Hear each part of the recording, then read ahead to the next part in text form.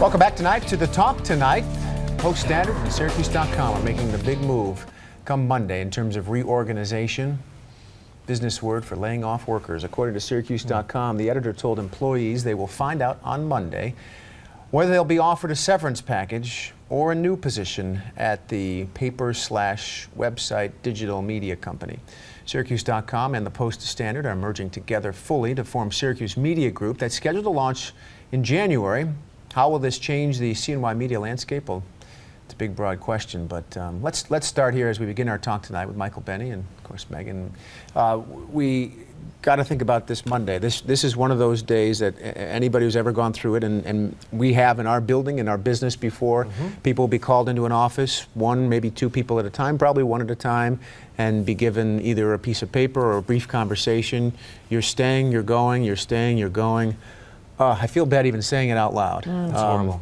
It's a nerve-wracking weekend for all these folks, and a lot of them are colleagues and friends of ours too. Yeah, so certainly. It's not fun news for us to and talk some about. really good news people. Some we don't know who's going to lose their job, but we know that there'll be some that will lose their job. In the mix, there are some of the best reporters in Syracuse, and some of the best reporters in all of upstate New York are in this pool of people, like you said, who will be called in to an office, and their fate has been decided. I mean, it's a terribly long weekend for all of these people to have to endure, but they'll learn on Monday, whether they'll be part of this venture going forward or whether they'll be receiving a severance package. Yeah, and I've talked to several people who work at the paper over the last several weeks at various events, and they've all been worried for their jobs. It didn't matter if they've been there for a long time or they've been there for 2 years or 20. And keep in mind, the PostStandard has weeded out their staff and reduced it drastically over the last several years with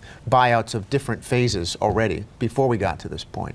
But here, aside from losing the jobs, I've been treasuring this moment even more of late. When I go out to my mailbox in the morning, I got my dog on his leash, take the newspaper. I mean, it's kind of that cup of coffee in the other hand. I've started to run out of hands, quite honestly. I got the dog, the coffee, and the newspaper, but I still like the paper. I mean, even though I open it up and I go, oh, I read that last night. I saw that on the website. I mean, I'm fully aware of the transition taking place, but that's not an easy transition for this community to go through at all. And certainly not for the folks who don't utilize the web as much as people no doubt about it. Of the younger generation as well. So I think about my grandmother, for whom her paper, the Schenectady Gazette, outside Albany, is her morning. She's a widow. The paper is her morning friend. Yeah. Sure, that's she's a good way to up. put it. My grandmother sleeps 4 hours a night, like most grandmothers do.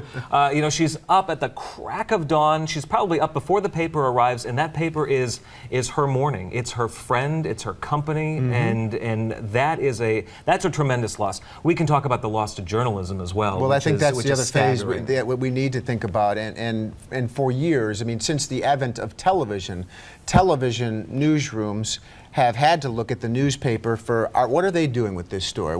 As much as we try to lead on stories too and cover stories in our own way, and have people like Jim Kenyon who are investigating pieces, the newspaper in any community has been the one that's been able to say, hey, Joe Smith, you're going to go to the town meeting about taxes being raised, and Mary Jones, you're going to go to City Hall and sit there all day and wait to see if something happens on this story, and then you're going to report on it.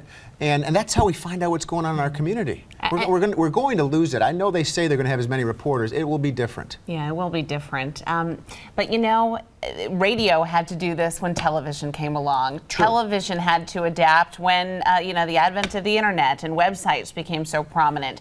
Now, the bottom line is the way that people get their news is changing. We are all very well aware of that. People get it through Facebook, they get it through Twitter, and that's oftentimes why we talk about social media so much in our newscasts. Someday something else will replace Facebook and Twitter. It's an evolving process. So I guess, this company, the folks who are running the paper, they need to make a change. Yeah, well, we understand the business side of it, but still, Black Monday is going to be Black Monday for the people that get that news, and it's tough. It's going to be a tough time. More to come in our talk.